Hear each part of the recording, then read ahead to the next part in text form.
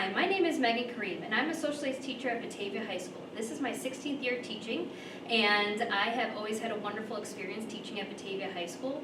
But a couple weeks before the end of last semester, I had one of the worst days of my entire teaching career. I come into the building at 7 a.m., I have my bag with me, my coffee, and I look through my classroom door, and it's full of steam or smoke. And I figured that's not usually how it is, and I opened the door, and it was like walking into a sauna. I looked around my room, on the walls, on the floor, on the table. Everything was soaking wet, covered in a layer of water. All of these posters and memorabilia I have from my travels and from my experiences of teaching over the last 15 years are soaking and on the ground. And I see out of the HVAC system steam pouring out that obviously had been going on for hours and hours all night. I walk out of my classroom into the hallway, set all my stuff down, and I go to our principal secretary and say, something's going on in my classroom. Call our custodial staff. They run down here, and obviously they know something is wrong. They work tirelessly to try to shut off and figure out what caused the steam, but for another hour, this classroom was filling with steam. We tried to save everything we could.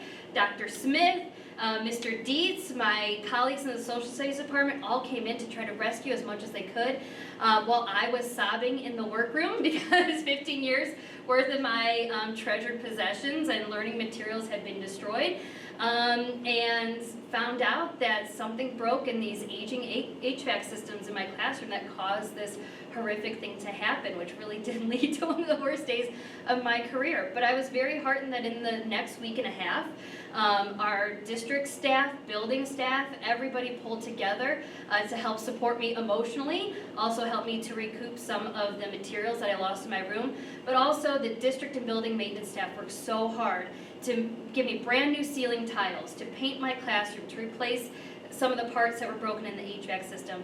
And within a couple weeks, I was back in my classroom. But during that time, it was such a difficult last couple weeks with my students from first semester. I felt like the end of our semester was really ruined and marred by this change and transition.